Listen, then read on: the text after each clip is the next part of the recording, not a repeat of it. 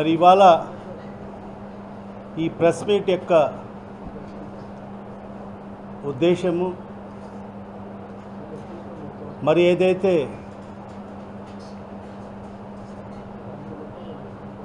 NDA ప్రభుత్వం ఈరోజు లోక్సభలో వక్ఫ్ అమెండ్మెంట్ బిల్ 2025కి సంబంధించి తీసుకురావడము, దాని మీద ఈరోజు ప్రెస్ మీట్ పెట్టడం జరుగుతుంది.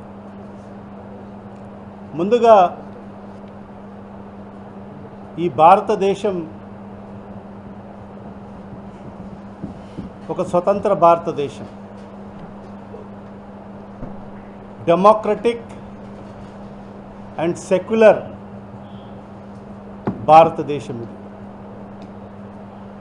ఈ దేశం బాబాసాహెబ్ అంబేద్కర్ గారు రచించిన రాజ్యాంగం పైన నడవడం జరుగుతుంది. మరి అలాంటి రాజ్యాంగాన్ని ఈరోజు తూట్లు పొడుస్తూ మరి ఈరోజు ఎన్డీఏ ప్రభుత్వం ఒక నల్ల చట్టాన్ని వక్ఫ్ అమెండ్మెంట్ బిల్ అనే పేరుతో ముస్లింలకు అన్యాయం చేసే విధంగా ఈ బిల్ తీసుకురావడం చాలా దుర్మార్గం అని చెప్పి కూడా ఈ సందర్భంగా తెలియజేసుకుంటున్నాను. మరి ఆ బాబాసాహెబ్ అంబేద్కర్ గారు రచించిన రాజ్యాంగం ఒక గొప్ప రాజ్యాంగం. ప్రపంచంలోనే రచించిన రాజ్యాంగాల్లో అతిపెద్ద రాజ్యాంగం మన భారత రాజ్యాంగం. ఈరోజు మన దేశమే కాదు, ప్రపంచ దేశాలన్నీ కూడా గర్వించదగ్గ రాజ్యాంగం ఆ రోజు బాబాసాహెబ్ అంబేద్కర్ గారు రచించి ప్రతి ఒక్కరి హక్కులను మరి ఆయన దాంట్లో పొందుపరచడం జరిగింది.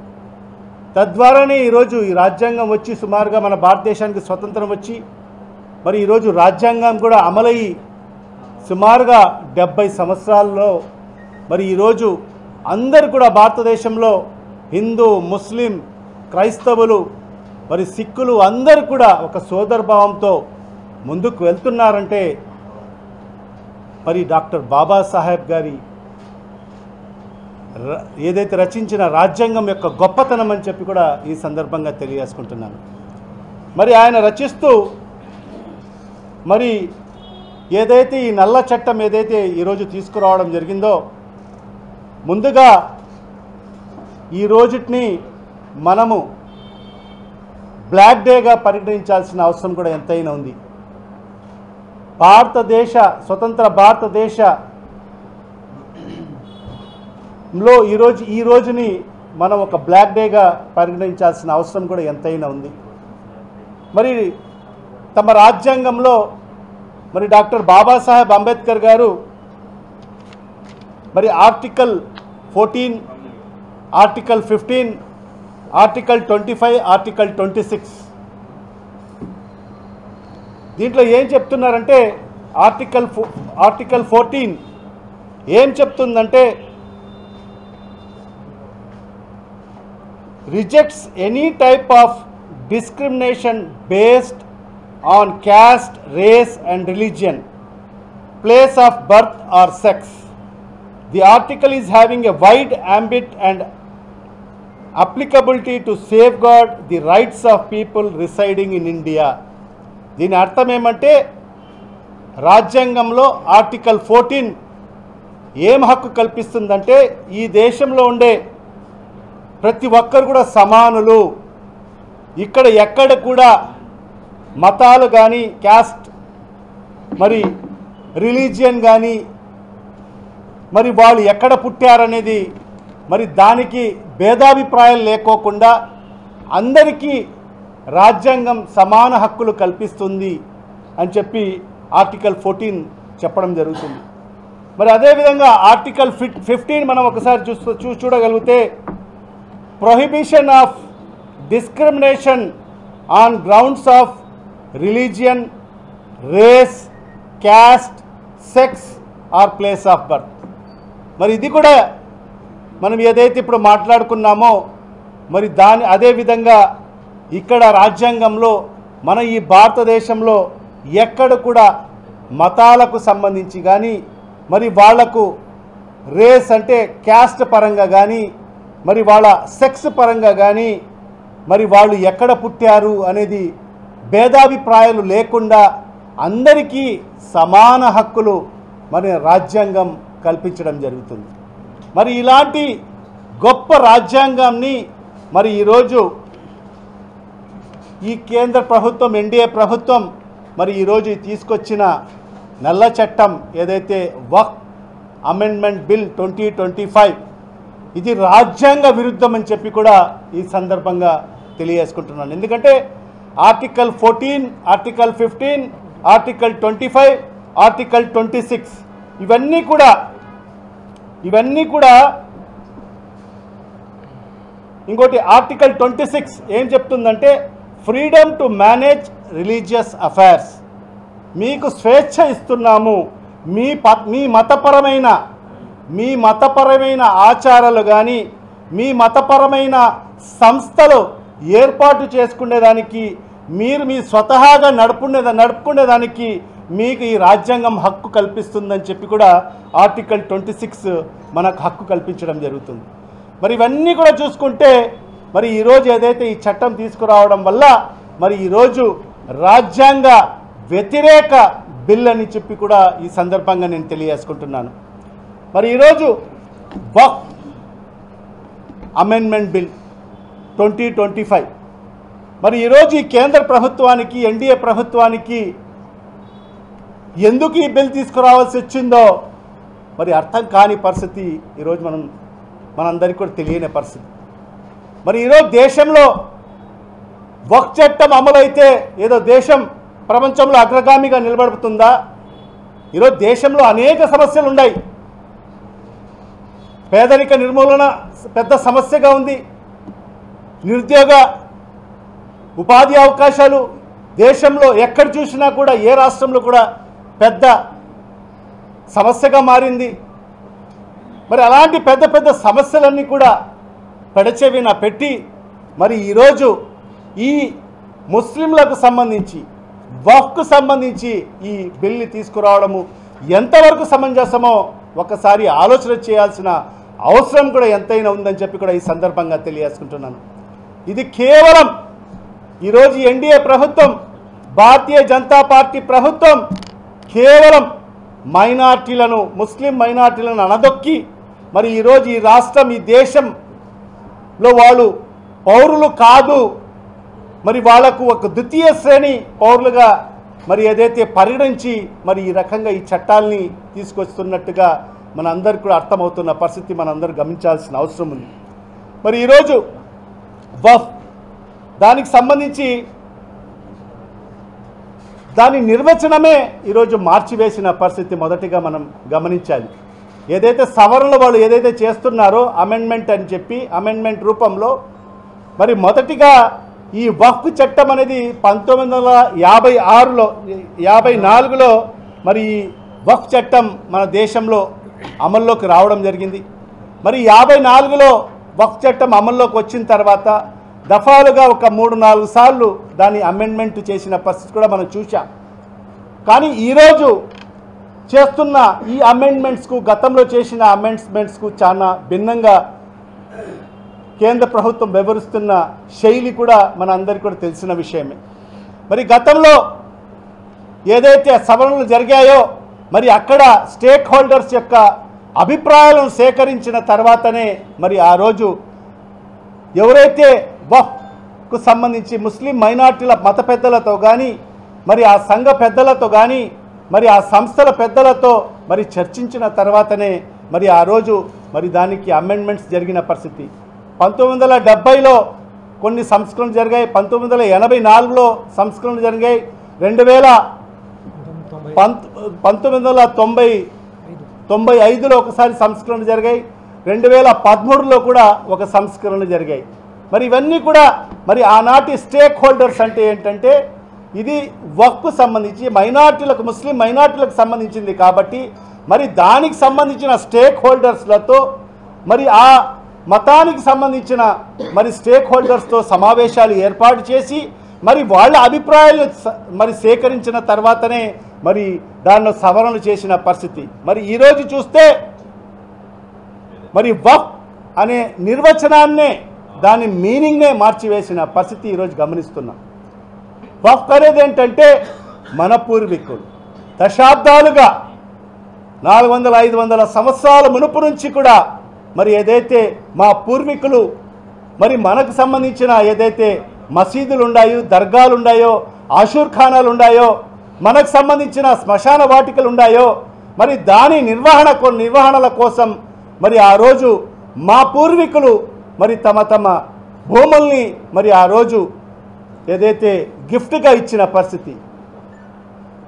వక్ఫ్ అంటే ఏంటంటే ఒక్కసారి దానం చేస్తే మరి ఆ దానం చేసిన వ్యక్తి కూడా మరి దాన్ని ఏదైతే మళ్ళీ ఇది నా భూమి, ఇది నేనిచ్చిన దానము నాకు వర్తిస్తుందని చెప్పి అడిగే హక్కు కూడా లేని పరిస్థితి. ఒక్కసారి వక్ఫ్ చేయగలిగితే, ఒక్కసారి వక్ఫ్ చేస్తే అది అల్లాహకు సంబంధించిన ప్రాపర్టీగా పరిగణించడం జరుగుతుంది మన ఇస్లాం మతంలో.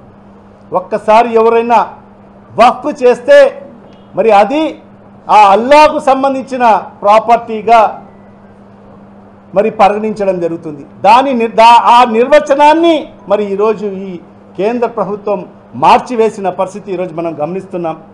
మరి అదే కాకుండా ఈరోజు వక్ఫ్ బై యూజర్ దాన్ని తీసివేసిన పరిస్థితి గమనిస్తున్నాం. నిజంగా వందలాది సంవత్సరాల మునుపు మరి అక్కడ మాకు సంబంధించిన మసీదులు ఉంటాయి, మాకు సంబంధించిన దర్గాలు ఉన్నాయి, మాకు సంబంధించిన ఆషూర్ ఖానాలు ఉన్నాయి, మాకు సంబంధించిన శ్మశాన వాటికలు. మరి అది వక్ఫ్ బై యూజర్ అంటే అక్కడ ఒక మసీదు ఉందా లేదా, దానికి ఎలాంటి పత్రాలు అవసరం లేదు. అక్కడ మసీదు ఉందా లేదా, అక్కడ దర్గా ఉందా లేదా, అక్కడ శ్మశాన వాటిక ఉందా లేదా, అక్కడ ఆషూర్ ఖానా ఉందా లేదా, అది మాత్రమే చూడడం జరుగుతుంది. ఒక్కసారి అక్కడ మసీదు ఉంటే అది ఎల్లప్పటికీ అది వక్ఫ్గానే ఉంటుంది. అది వక్ఫ్ బై యూజర్. మరి ఆ చట్టాన్ని ఈరోజు సవరించడానికి కోసం ఈరోజు కేంద్ర ప్రభుత్వం పూనుకోవడం నిజంగా చాలా దుర్మార్గం అని చెప్పి కూడా ఈ సందర్భంగా తెలియజేసుకుంటున్నాను. మరి ఈరోజు దానికి పత్రాలు పొందపరచండి అని చెప్పడం ఎంతవరకు సమంజసమో ఒక్కసారి మరి ఆలోచించాల్సిన అవసరం కూడా ఎంతైనా ఉంది. మరి వందలాది సంవత్సరాల మునుపు మరి ఏదైతే వక్ఫ్ ఇచ్చిన ఆ స్థలాలు మరి దానికి సంబంధించిన ధృవీకరణ పత్రాలు ఎక్కడి నుంచి తేగలరు ఎవరన్నా? శ్మశాన వాటికలు దశాబ్దాలుగా, వందల ఏళ్లుగా శ్మశానాలుగా ఉన్న మరి దానికి ఈరోజు ప్రభుత్వం వచ్చి దీనికి పత్రాలు ఉన్నాయా, ఎవరు ఇచ్చారు మీకు ఈ భూములు అని చెప్తే దానికి పత్రాలు ఎవరు చూపించగలరు? మరి ఈ రకంగా ఒక దుర్మార్గమైన బిల్లును తీసుకొచ్చి మరి ఈరోజు మైనార్టీలను, ముస్లిం మైనార్టీలను నిజంగా అనగదొక్కే ప్రయత్నం మరి ఈరోజు ఈ కేంద్ర ప్రభుత్వం, ఎన్డీఏ ప్రభుత్వం చేస్తున్న పరిస్థితి. మరి అదే కాకుండా ఎంత దుర్మార్గం అంటే ఇది భారతదేశం అనేది ఒక సెక్యులర్ దేశం. ఇక్కడ హిందూ, ముస్లిం, క్రైస్తవులు అందరూ కూడా ఒక సోదర భావంతో ఉంటాం. అందరూ కూడా ఒక మతాల్ని ఒకరు అభిమానించుకుంటాం. నిజంగా చూస్తే ఈరోజు దర్గాలు, పెద్ద పెద్ద దర్గాలు, ఈరోజు కడప పెద్ద దర్గా కానీ మన అజ్మీర్లోనే ఖాజా గరీబ్ నవాజ్ దర్గా చూస్తే ముస్లింలతో సమానంగా ఇతర మతస్థులు కూడా మరి ఆ దర్గాను కొలిచే పరిస్థితి ఉంటుంది. మరి అలాంటిది ఒక వక్ఫ్ చేయాలంటే, దానం చేయాలంటే వక్ఫ్ మరి అతను 5 సంవత్సరాలు ముస్లింగా ప్రాక్టీస్ చేసి ఉండాలి అని చెప్పి ఈరోజు చట్టం తీసుకురావడం జరుగుతుంది. ఇది ఎక్కడి సమంజసం? ఇది భారతదేశమా? ఇది సెక్యులర్ దేశమా? ఈ దేశంలో అనేక మంది, ఎంతోమంది పెద్దలు, పూర్వీకులు మరి వాళ్ళు ఏ ఆచారాలు పాటించినా కూడా, ఏ మతాన్ని ఆచరించినా కూడా మరి వాళ్ళు గౌరవించి మరి ఆ దర్గాలకు కానీ, ఆ మసీదులకు కానీ, ఆషూర్ ఖానాలకు కానీ మరి వాళ్ళు స్థలాలు ఇచ్చిన పరిస్థితి గతంలో మనం చూశాం. మరి అలాంటిది చల్లవు. ఖచ్చితంగా అతను వక్ఫ్ చేసే ముందు 5 సంవత్సరాలు ముస్లింగా ప్రాక్టీస్ చేసి ఉండాలి అని చెప్పడము ఎంతవరకు సమంజసము? అంటే ఈరోజు మేము ఏ మతాన్ని ఆచరిస్తున్నామో ఈ ప్రభుత్వానికి సర్టిఫికెట్ ఇవ్వాలి. ఇది భారతదేశమా, ఇది సెక్యులర్ దేశమా, లేకపోతే ఇది మోడీ దేశమా? ఇది మేము ఏ మతాన్ని ఆచరిస్తున్నామనేది కేంద్ర ప్రభుత్వానికి డిక్లరేషన్ ఇవ్వాలంట. ఎంత దుర్మార్గమో ఒకసారి ఆలోచన చేయండి. మరి అదే కాకుండా వక్ఫ్కు సంబంధించి ఒక ట్రిబ్యునల్ ఉంది. మరి అదే కాకుండా వక్ఫ్ సర్వే కమిషన్ ఉంది. ఇలాంటి ఏదన్నా డిస్ప్యూట్ ఉంటే వక్ఫ్కు సంబంధించి ఇది నా ఆస్తి అని చెప్పినప్పుడు వక్ఫ్కు ఎవరికైనా ఇతరికి ఎవరైనా ఉంటే మరి దానికి సంబంధించి వక్ఫ్ ట్రిబ్యునల్ ఉంది. ప్రతి దానికి కూడా ట్రిబ్యునల్ ఉన్నాయి. ఎండోమెంట్ ట్రిబ్యునల్ ఉంది, వక్ఫ్ ట్రిబ్యునల్ ఉంది, మరి అదేవిధంగా ఇన్కమ్ ట్యాక్స్ ట్రిబ్యునల్ ఉంది. ప్రతి భాగానికి ఒక ట్రిబ్యునల్ ఉంటుంది. మరి వాళ్ళు సంబంధించిన ఏదైతే కేసెస్ ఉంటాయో దానికి సంబంధించిన ఆ ట్రిబ్యునల్ని ఆశ్రయించడం జరుగుతుంది. మరి అదేవిధంగా వక్ఫ్ సర్వే కమిషన్ ఉంటుంది. ఆ సర్వే కమిషన్ అది న్యూట్రల్ బాడీ. అది ఏదైతే ఇద్దరికి ఎక్కడైతే సమస్య వస్తుందో మరి ఆ కమిషన్ పోయి ఆ సర్వే చేస్తుంది. సర్వే చేసిన తర్వాత మరి దానికి సంబంధించిన ఎవరికి సంబంధించిన ఆ ల్యాండ్ అనేది మరి ఆ కమిషన్ గుర్తించడం జరుగుతుంది. మీరు ఎక్కడైనా మీకు అన్యాయం జరిగితే మీరు ట్రిబ్యునల్ని ఆశ్రయించవచ్చు. ఒకవేళ మీకు ట్రిబ్యునల్లో కూడా అన్యాయం జరిగితే మరి దాన్ని కూడా గతంలోనే చట్టంలో ఉంది. మీరు హైకోర్టుకు ఆశ్రయించవచ్చు, సుప్రీంకోర్టును ఆశ్రయించవచ్చు. ఈరోజు అనేక కేసులు ఈరోజు హైకోర్టులో పెండింగ్ ఉన్నాయి. సుప్రీంకోర్టులో ఈరోజు వక్ఫ్కు సంబంధించిన కేసులు పెండింగ్లో ఉన్నాయి. మరి అవన్నీ కూడా కేవలం ఈరోజు సర్వే కమిషన్ యొక్క అధికారాలను తగ్గించాలి, ఆ ట్రిబ్యునల్ అధికారాలను తగ్గించేయాలి. మరి అవన్నీ కూడా అధికారాలు తీసుకువచ్చి ఎవరికి కట్టబెడుతున్నారంటే డిస్ట్రిక్ట్ మ్యాజిస్ట్రేట్ కలెక్టర్ని ఈరోజు అధికారులు కట్టబెట్టే పరిస్థితి ఉంది. అంటే వక్ఫ్కు సంబంధించింది ఆస్తి ఎవరిదా కాదా టైటిల్ అనేది డిసైడ్ చేసేది డిస్ట్రిక్ట్ మ్యాజిస్ట్రేట్ అంట, డిస్ట్రిక్ట్ కలెక్టర్ అంట. డిస్ట్రిక్ట్ కలెక్టర్ ఎవరి ఆధ్వర్యంలో పనిచేస్తాడు? డిస్ట్రిక్ట్ కలెక్టర్ ఎవరి ఆధ్వర్యంలో పనిచేస్తాడు? ప్రభుత్వం ఆధ్వర్యంలో పనిచేస్తాడు. మీకు కాక ఇతరులకు పనిచేస్తాడా అతను? ఇది ఎక్కడి వరకు న్యాయం అనేది ఒక్కసారి ఆలోచన చేయాలి. కోర్టులు ఉన్నాయి, టైటిల్ డిసైడ్ చేసేది డిస్ట్రిక్ట్ మ్యాజిస్ట్రేట్ కాదు. డిస్ట్రిక్ట్ మ్యాజిస్ట్రేట్కి టైటిల్ హక్కు డిసైడ్ చేసే హక్కు ఎక్కడ కూడా ప్రసాదించలేదు. కేవలం ఒక్క కోర్టుకు మాత్రమే, జ్యుడిషియరీకి మాత్రమే ఉంది టైటిల్ నీదా కాదా అనేది టైటిల్ డిసైడ్ చేసే హక్కు ఒక్క జ్యుడిషియరీకి మాత్రమే ఉంది. మరి అలాంటి హక్కుల్ని కూడా తీసేసి ఈరోజు వాళ్ళ స్వాధీనంలో చేసుకోవాలి అని చెప్పి ఈరోజు డిస్ట్రిక్ట్ మ్యాజిస్ట్రేట్కు హక్కులు పొందుపరచాలని చెప్పి కూడా మరి ఈ బిల్లు పొందుపరచడం జరిగింది. మరి ఇవన్నీ కూడా చూసుకుంటుంటే కేవలం ఈ బిల్లు తీసుకొచ్చి ఈరోజు దేశంలో ఈరోజు మన మంత్రి మైనారిటీ వెల్ఫేర్ మినిస్టర్ ఏం పేరు కిరణ్ రిజిజు ఆయన మాట్లాడుతున్నాడు. ఆయన ఏం చెప్తున్నాడంటే దేశంలో ల్యాండ్ బ్యాంక్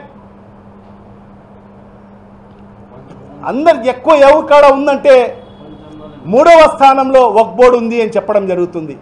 అంటే సుమారుగా 9 లక్షల ఎకరాలు ఈరోజు వక్ఫ్ బోర్డు ఆధీనంలో ఉంది.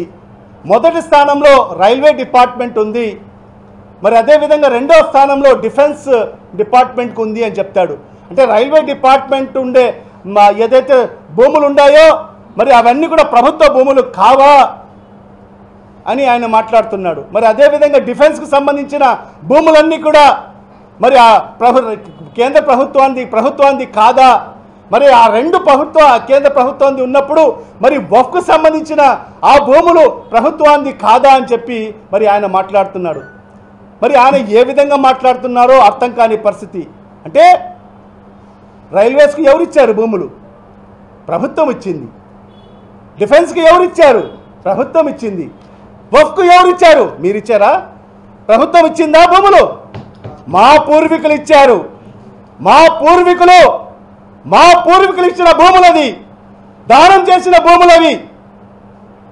మీకు ఎలా అధికారం వస్తుంది? ఈ ప్రభుత్వానికి ఎలా అధికారం వస్తుంది? వక్కు పైన, వక్కు భూముల పైన, మా పూర్వీకులు దానం చేసిన భూములవి. మా మద్రసాల కోసం, మా మసీదుల కోసం, మా దర్గాల కోసం, మా ఆషర్ఖానాల కోసం, మా శ్మశాన వాటికల కోసం మరి ఆనాడు మహనీయులు వాళ్ళందరూ కూడా దారదత్తం చేయడం జరిగింది. మరి అలాంటిది ఈరోజు మంత్రి మాట్లాడుతూ మరి డిఫెన్స్ భూములు మనవి అయినప్పుడు, రైల్వే భూములు మనవి అయినప్పుడు వక్ఫ్ భూములు మనవి కాకపోతాయా అని చెప్పడము ఎంతవరకు సమంజసమో ఒక్కసారి ప్రజలందరూ కూడా ఆలోచన చేయాల్సిన అవసరం కూడా ఎంతైనా ఉందని చెప్పి కూడా ఈ సందర్భంగా తెలియజేసుకుంటున్నాను.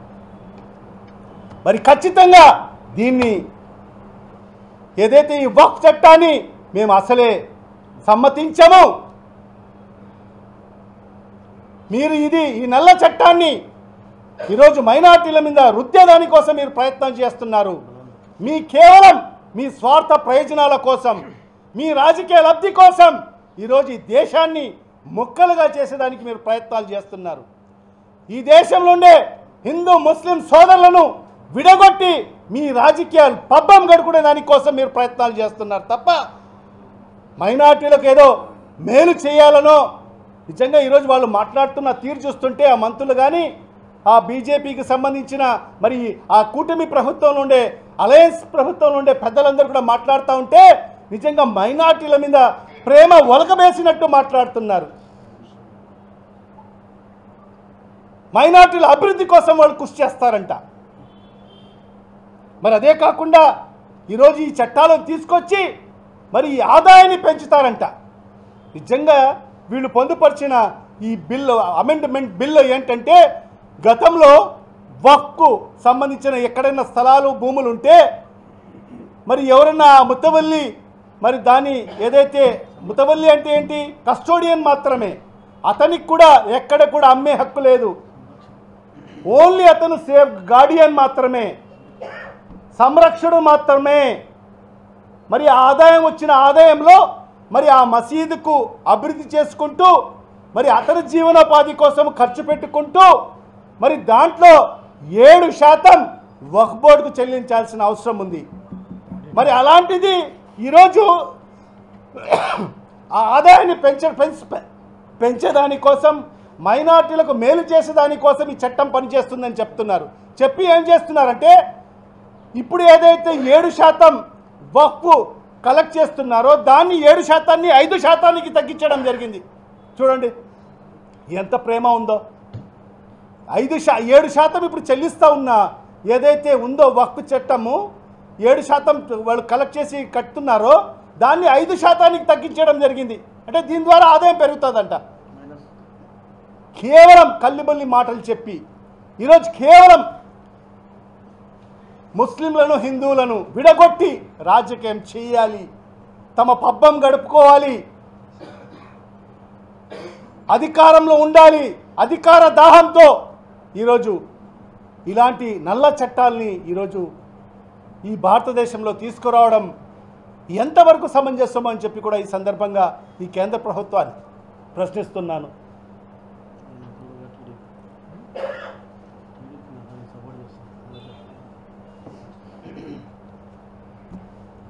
మరి దానికి తోడుగా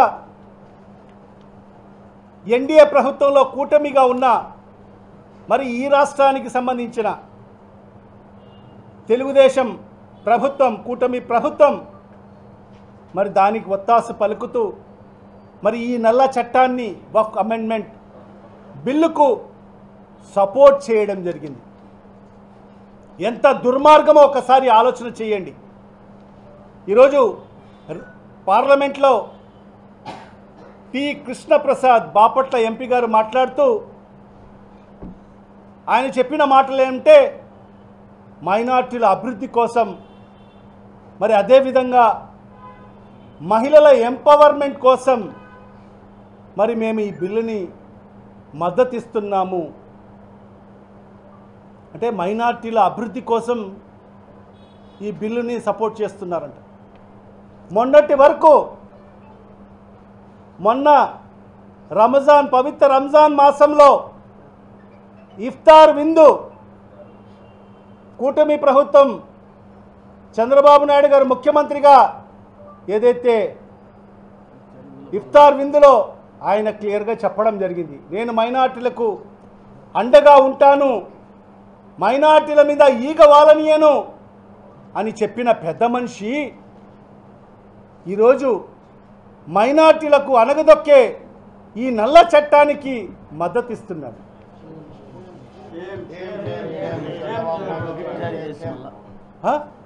నిజంగా ఆయన చెప్పిన మాటలు విని గత 2 రోజులుగా మనం చూసాం, నేషనల్ మీడియా అంతా కూడా ఏదో జరగబోతుంది.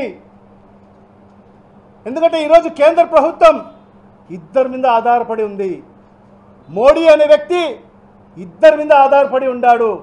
ఈరోజు కేంద్ర ప్రభుత్వం ఒక పక్క నితీష్ కుమార్, ఒక పక్క చంద్రబాబు నాయుడు, ఇద్దరి సహాయంతో ఈరోజు కేంద్ర ప్రభుత్వం నడవడం జరుగుతుంది. మరి అలాంటి పరిస్థితుల్లో మరి ఈరోజు గత 2 రోజులుగా నేషనల్ మీడియా ఛానల్స్ అన్నీ కూడా చంద్రబాబు నాయుడు గారు ఇఫ్తార్ విందులో మైనార్టీలకు నేను అండగా ఉంటాను, మైనార్టీలకు ఏ హాని కలగనీయమని అని చెప్పాడు. ఖచ్చితంగా ఈ బిల్లుకు మరి వ్యతిరేకిస్తాడు, మరి కేంద్ర ప్రభుత్వం పడిపోయే పరిస్థితులు ఉన్నాయని చెప్పి కూడా గత 2 రోజుల్లో నేషనల్ మీడియాలో అంతా కూడా షికారు కొట్టిన పరిస్థితి. మరి నిన్నటి దినం చూస్తే ఒక విప్ జారీ చేయడం జరిగింది మరి చంద్రబాబు నాయుడు గారు. మరి అదేవిధంగా పవన్ కళ్యాణ్ గారు కూడా వాళ్ళ ఎంపీలకు విప్ జారీ చేయడం జరిగింది. అందరు కూడా ఈరోజు వక్ఫ్ బిల్లు మరి పార్లమెంట్లో రాబోతుంది, మీరు అందరు కూడా అక్కడ ఖచ్చితంగా అటెండ్ కావాలి, మరి దానికి మీరు సపోర్ట్ చేయాలని చెప్పి కూడా మరి విప్ జారీ చేసి మరి ఈరోజు ఆ బిల్లుకు సపోర్ట్ చేయడం జరిగింది. నేను ఒకటే చంద్రబాబు నాయుడు గారికి చెప్తున్నాను, మరి నువ్వు మైనార్టీలకు ఏ కోశాన మీరు మేలు చేసినట్టుగా మరి ఈ బిల్లుకు సపోర్ట్ చేశావు. మరి ఆయన ఎంపీ కూడా మాట్లాడుతూ మహిళలకు పెద్దపీట వేసే దిశలో మేము ఈ బిల్లును సపోర్ట్ చేయడం జరిగిందని చెప్తున్నారు. మరి ఇవాళ వాళ్ళకు గతంలో వక్ఫ్ చట్టం తెలుసా తెలియదా కూడా నాకు తెలియదు. మరి ఇప్పటికే వక్ఫ్ బోర్డు ఫార్మేషన్లో చట్టం ఉంది, ఇద్దరు ఖచ్చితంగా మహిళలు ఉండాల్సిన అవసరం ఉందని చెప్పి కూడా ఇప్పటికే ఉంది. గతంలో మేము కూడా బోర్డు ఫామ్ చేశాం, మా ప్రభుత్వంలో జగన్మోహన్ రెడ్డి గారి హయాంలో మేము బోర్డు ఫామ్ చేశాం, దాంట్లో ఇద్దరు మహిళలకు అవకాశం కల్పించడం జరిగింది. మరి ఈరోజు వీళ్ళు కొత్తగా ఏదో చట్టం తీసుకొచ్చి మహిళలకు ఉద్ధరిస్తామని చెప్పి ఈరోజు మేము సవరణలు తీసుకొచ్చామని చెప్పి గొప్పలు చెప్పుకోవడం జరుగుతుంది. వక్ఫ్ బోర్డ్ ఫార్మేషన్లో, స్టేట్ వక్ఫ్ బోర్డ్ ఫార్మేషన్లో ఖచ్చితంగా మహిళలకు అవకాశం ఇవ్వాలని కూడా గతంలో నుంచి కూడా ఉంది, ఇద్దరు మహిళలకు అవకాశం ఇవ్వాలని. మరి అదే కాకుండా ఈరోజు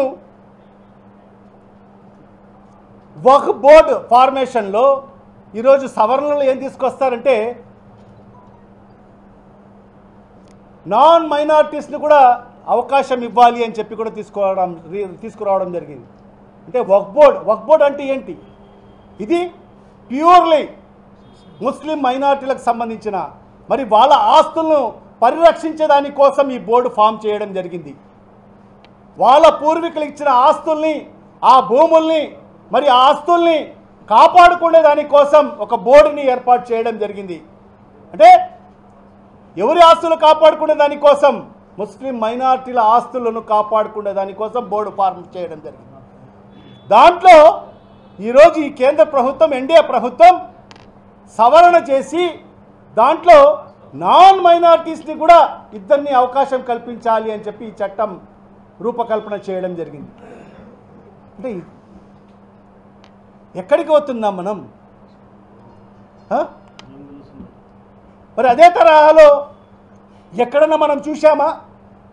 ఇప్పుడు మనం తిరుమల తిరుపతి బోర్డు ఉంది, దాంట్లో ఎవరన్నా నాన్ హిందూస్ని అక్కడ అకామిడేట్ చేస్తున్నారా?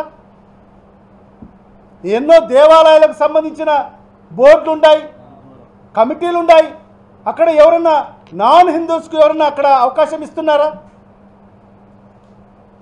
ఇది ఎక్కడి న్యాయము? ఇది ఏంటి? కేవలం హిందూ ముస్లిం అని చెప్పి పబ్బం గడుకోవాలి, రాజకీయాలు చేసుకోవాలి, మనమే అధికారంలో ఉండాలి, అధికార దాహం ఈరోజు ఎన్డీఏ ప్రభుత్వానికి, ఎన్డీఏ పెద్దలకు, భారతీయ జనతా పార్టీ పెద్దలకు మరి ఎప్పటి వరకు హిందూ ముస్లిం అని చెప్పుకుంటూ ఉంటారో వాళ్ళు అధికారంలో ఉంటారని చెప్పి మరి ఆ దిశలో మరి ఈరోజు ఈ నల్ల చట్టాలని తీసుకురావడము ఇది చాలా బాధాకరమైన విషయం అని చెప్పి కూడా ఈ సందర్భంగా నేను తెలియజేసుకుంటున్నాను. మరి ఈరోజు తెలుగుదేశం పార్టీ ఎంపీ మాట్లాడుతూ వక్ఫ్ సవరణ చట్టానికి మేము సపోర్ట్ చేస్తూ మరి ఆయన చెప్తున్నాడు ఈ రాష్ట్రంలో మైనార్టీలకు వాళ్ళు ఏమేమో చేసేశారంట, మేము 4,000 కోట్ల రూపాయలు మరి ఈసారి బడ్జెట్లో నిధులు కేటాయించాము, మేము మైనార్టీ ఫైనాన్స్ కమిషన్ని మనము మైనార్టీ ఫైనాన్స్ కార్పొరేషన్ని మనం ఏర్పాటు చేశాము అని చెప్పి ఏదేదో దానికి సంబంధం లేని విషయాలు ఈరోజు పార్లమెంట్లో మాట్లాడిన పరిస్థితి. నిజంగా అన్ని అసత్యాలు. నిజంగా నువ్వు ఈ రాష్ట్రంలో మైనార్టీలకు చేసిన ద్రోహం ఏ నాయకుడు చేసి ఉండడు. నువ్వు చేసిన ద్రోహం ఎప్పటికీ మైనార్టీలు మర్చిపోరని చెప్పి కూడా ఈ సందర్భంగా తెలియజేసుకుంటున్నాం. నువ్వు ఒక మైనార్టీ ద్రోహి అని చెప్పి కూడా ఈ సందర్భంగా తెలియజేసుకుంటున్నా.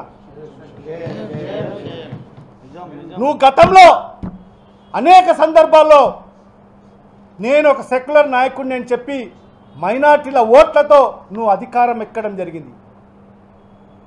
మరి నీ స్వార్థ రాజకీయాల కోసం మరి నువ్వు మరి ఆనాడు ఎన్డీఏ ప్రభుత్వంతో జత కట్టడం జరిగింది. మరి తర్వాత నీ అవసరం తీరిపోయిన తర్వాత మరి నువ్వేం చెప్పావు? నేను నా జీవితంలో చేయరాని తప్పిదం చేశాను, అది ఎన్డీఏ ప్రభుత్వంలో బీజేపీతో జత కట్టడము. మరి ఈరోజు మీ ముస్లిం సోదరులు అందరూ కూడా నేను క్షమించమని కోరుతున్నాను. భవిష్యత్తులో నేను ఎప్పుడు కూడా భారతీయ జనతా పార్టీతో జత కట్టనని చెప్పి నువ్వు ప్రజలకు మాటిచ్చావు, మైనార్టీలకు మాటిచ్చావు, కానీ ఆ మాట మీద నిలబడలేదు. నువ్వు ఆ మాట మీద నిలబడలేదు. మళ్ళీ 2014లో మళ్ళీ నీ స్వార్థం కోసం, నీ స్వార్థ రాజకీయాల కోసం, ముఖ్యమంత్రి పదవి కోసం మళ్ళొక్కసారి నువ్వు బీజేపీతో జత కట్టావు. మళ్ళీ నువ్వు అధికారంలోకి వచ్చావు. అధికారంలోకి వచ్చిన తర్వాత మరి నువ్వే మళ్ళా అదే ఎన్డీఏ నుంచి బయటికి వచ్చి మరి ఆనాటి ప్రధానమంత్రి నరేంద్ర మోడీని ఏం మాట్లాడావు? ఈ రాష్ట్ర ప్రజలందరూ కూడా, ఆ రాష్ట్ర ప్రజలకందరికీ కూడా తెలుసు నువ్వు ఆ రోజు ఏం మాట్లాడావు. మళ్ళా నీకు 2024లో మళ్ళా నేను అధికారంలోకి రాలేనని చెప్పి మళ్ళా నువ్వు అదే భారతీయ జనతా పార్టీతో నువ్వు జత కట్టావు. కేవలం అధికార దాహం మాత్రమే నీకు. మైనార్టీల మీద ఎక్కడ ఏ కోశాన కూడా ప్రేమ లేదు నీకు. నీకు ప్రేమ ఉనింటే 2014లో నీ ప్రభుత్వం అధికారంలోకి వచ్చిన తర్వాత నువ్వు 5 ఏళ్లలో ఒక్కరికైనా మంత్రి పదవి ఇచ్చావా మైనార్టీలకు? నువ్వు ప్రజలకు సమాధానం చెప్పాలి, మైనార్టీలకు సమాధానం చెప్పాలి. 2016లో నీ ప్రభుత్వం అధికారంలోకి వచ్చిన తర్వాత నీ మంత్రివర్గ కూర్పులో నువ్వు ఎందుకు మైనార్టీలకు అవకాశం ఇవ్వలేదు? నాన్ మైనార్టీకి పల్లె రఘునాథ్ రెడ్డి గారికి నువ్వు మైనార్టీ మంత్రిత్వ శాఖ ఇస్తావు. తర్వాత పల్లె రఘునాథ్ రెడ్డి కాడ నుంచి నువ్వు స్వతహాగా నీ కాడ మైనార్టీ శాఖ పెట్టుకుంటావు. మళ్ళీ ఎన్నికలు వస్తున్నాయి తరుణంలో, ఇంకొక 6 నెలల ఎన్నికలు వస్తాయనగా అప్పుడు మళ్ళీ నీకు మైనార్టీలు గుర్తుకొచ్చాయి. మరి అప్పుడు నువ్వు ఒక మైనార్టీని మంత్రిగా చేశావు, ఫరూక్ గారిని. మరి ఇవన్నీ కూడా ప్రజలకు తెలియదా?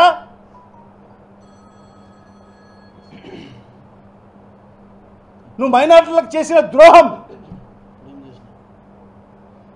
ఎంత దారుణం అంటే, ఒక్కరంటే ఒక్కరు ఆంధ్ర రాష్ట్ర రాజకీయ చరిత్రలో ఒక ప్రభుత్వం ఏర్పాటు అయ్యేటప్పటికీ మైనార్టీలకు ప్రాతినిధ్యం లేని ప్రభుత్వం బహుశా భారతదేశంలో ఎక్కడైనా ఉందంటే అది ఒక్క ఆంధ్ర రాష్ట్రంలోనే చంద్రబాబు నాయుడు నేతృత్వంలోనే జరిగిందని చెప్పి కూడా తెలియజేసుకుంటున్నా. యూపీ, ఉత్తరప్రదేశ్ భారతీయ జనతా పార్టీ ఒక్కరికి కూడా ఎంపీ, ఒక్కరికి కూడా ఎమ్మెల్యే సీట్ ఇవ్వలేదు. ఇవ్వకపోయినా కూడా ప్రభుత్వ కూర్పున చేసేటప్పుడు యోగి ఆదిత్యనాథ్ ముఖ్యమంత్రిగా ఒకరిని మైనార్టీలకు మంత్రివర్గంలో తీసుకోవడం జరిగింది. అంతకన్నా దారుణంగా నువ్వు మైనార్టీలను అనదొక్కావు నీ 5 ఏళ్ల కాలంలో.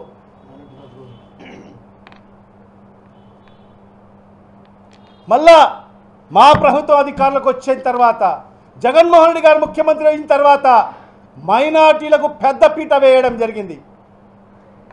గతంలో మహానేత డాక్టర్ వైఎస్ రాజశేఖర రెడ్డి గారు మైనార్టీలకు పెద్దపీట వేస్తూ అణగారిన వర్గాలు మైనార్టీలు వాళ్లకు ముందుకు తీసుకువెళ్ళాలి అని చెప్పి ఆనాడు రాజశేఖర రెడ్డి గారు భావించి మరి 4% రిజర్వేషన్లు కల్పిస్తూ మరి వాళ్ళ పిల్లలు కూడా ఉన్నత చదవాలని చెప్పి మరి ఆ రోజు ఫీజు రియంబర్స్మెంట్ పథకాన్ని తీసుకొచ్చి మైనార్టీల జీవితాల్లో వెలుగు నింపిన వ్యక్తి మరి ఆనాడు ఆ మహానేత దివంగత ముఖ్యమంత్రి అయితే తర్వాత ఆయన తనయుడు శ్రీ వైఎస్ జగన్మోహన్ రెడ్డి గారు అని చెప్పి కూడా గర్వంగా చెప్పగలను.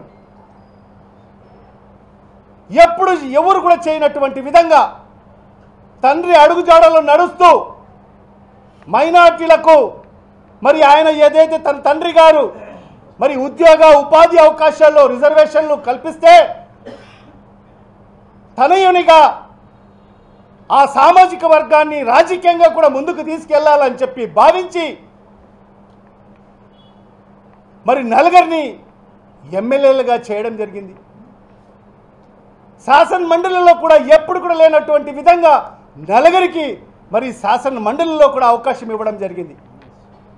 నలుగురికి ఎమ్మెల్యేలుగా ఇవ్వడమే కాకుండా తన మంత్రివర్గ కూర్పులో ఒక మైనార్టీ సామాజిక వర్గ వ్యక్తిని అయిన నన్ను తన మంత్రివర్గంలో అవకాశం కల్పిస్తూ మరి ఈ రాష్ట్రానికి ఉప ముఖ్యమంత్రి పదవి ఇచ్చిన ఘనత ఒక్క జగన్మోహన్ రెడ్డి గారికి దక్కుతుంది. ఈ దేశంలో మండలిలో కూడా ఒక మైనార్టీ మహిళకు డిప్యూటీ చైర్మన్ పదవి ఇచ్చిన ఘనత కూడా జగన్మోహన్ రెడ్డి గారిది. మరి అదే కాదు, నామినేటెడ్ పదవుల్లో కానీ నామినేటెడ్ వర్క్లో కానీ మరి ఏదైతే దామాషా ప్రకారంగా మరి మైనార్టీలకు పెద్దపీట వేసిన ఘనత కూడా జగన్మోహన్ రెడ్డి గారిది. 5 ఏళ్ల కాలంలో జగన్మోహన్ రెడ్డి గారు సుమారుగా 26,000 కోట్ల రూపాయలు మైనార్టీల సంక్షేమం కోసం ఖర్చు పెట్టిన ఏకైక ప్రభుత్వం ఈ భారతదేశంలో ఒక్క జగన్మోహన్ రెడ్డి గారి ప్రభుత్వం మాత్రమే అని చెప్పి కూడా ఈ సందర్భంగా గొప్పగా చెప్పగలను. అనేక సంస్కరణలు తీసుకొచ్చి ఎవరు ఎన్ని చెప్పినా కూడా నా మైనార్టీలు, నా బీసీలు, నా ఎస్సీలు, నా ఎస్టీలు అని చెప్పిన ఏకైక ముఖ్యమంత్రి ఒక్క జగన్మోహన్ రెడ్డి గారు మాత్రమే అని చెప్పి కూడా ఈ సందర్భంగా తెలియజేసుకుంటున్నాను.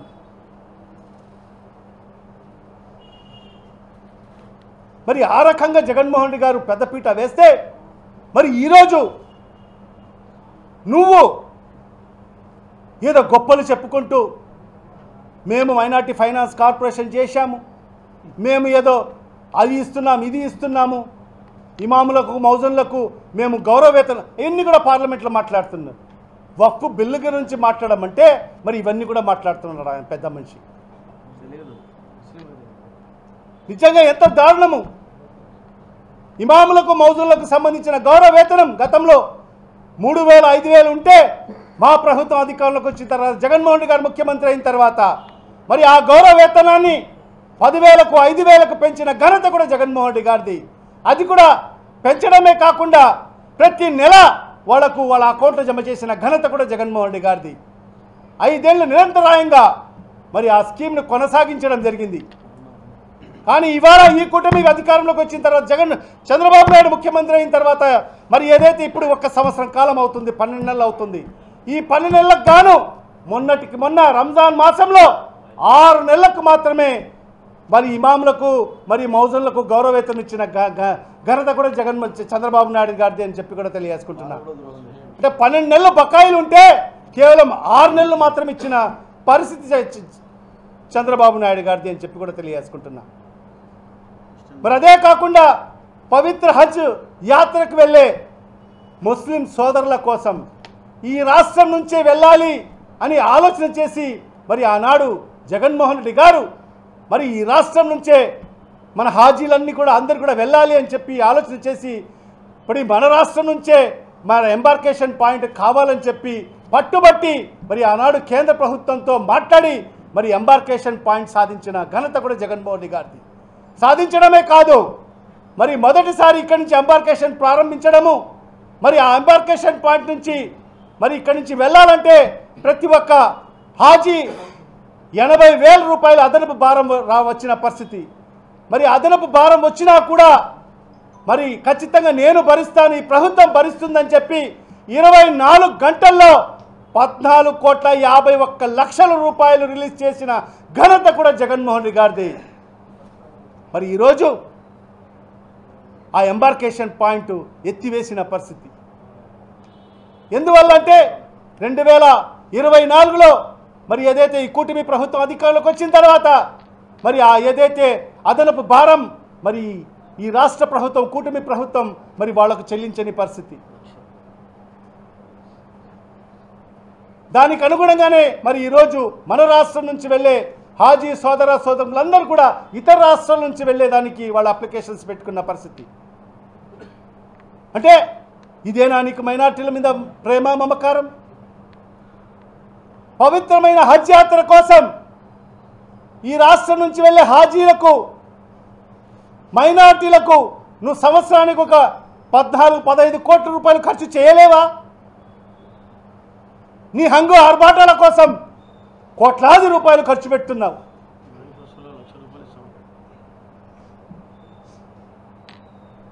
ఈరోజు గతంలో ప్రతి నెల పెన్షన్ ఇచ్చేదానికోసం వాలంటీర్ వ్యవస్థ తీసుకొచ్చి మన నాయకుడు ముఖ్యమంత్రి జగన్మోహన్ రెడ్డి గారు వాలంటీర్ వ్యవస్థ తీసుకొచ్చి ప్రతి నెల 1వ తేదీన తెల్లవారుజామున మరి వాళ్ళ ఇంటికి పోయి పెన్షన్ పంచిన ఘనత జగన్మోహన్ రెడ్డి గారు.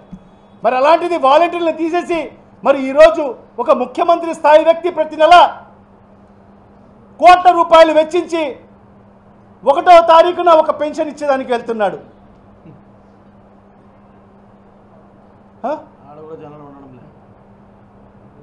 ఒక పెన్షన్ ఇచ్చేదానికోసం ఈ రాష్ట్ర ముఖ్యమంత్రి ఎంత ఖర్చు పెడుతున్నాడో ఒక్కసారి ఆలోచన చేయండి.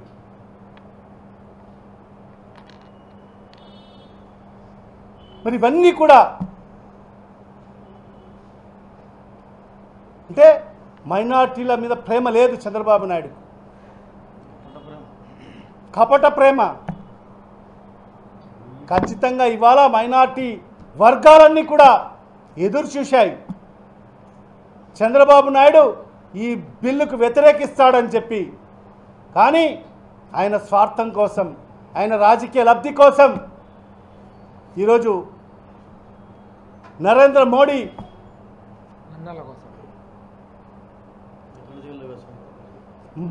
కోసం ఈరోజు మైనార్టీలను పూర్తిగా విస్మరించడం జరిగింది. నిజంగా మైనార్టీ వర్గం అంతా కూడా ఖచ్చితంగా చంద్రబాబు నాయుడిని మరి ఖచ్చితంగా రాబోయే కాలంలో సమాధి చేస్తారు, ఖచ్చితంగా సమాధి చేస్తారు. నిజంగా ఇవాళ నేను ఒకటే తెలుగుదేశం పార్టీ కూటమి ప్రభుత్వంలో ఉండే మైనార్టీ సోదరులందరూ కూడా విజ్ఞప్తి చేస్తున్నాను. ఒకసారి పునరాలోచించుకోండి. సమాజం మిమ్మల్ని వెలివేస్తుంది. మీరు గనుక ఆ పార్టీలో కొనసాగితే ఖచ్చితంగా ఈ మైనార్టీ సామాజిక వర్గం మిమ్మల్ని అందరినీ కూడా వెలివేసే పరిస్థితులు దగ్గరలోనే ఉన్నాయని చెప్పి కూడా ఈ సందర్భంగా తెలియజేస్తున్నాను.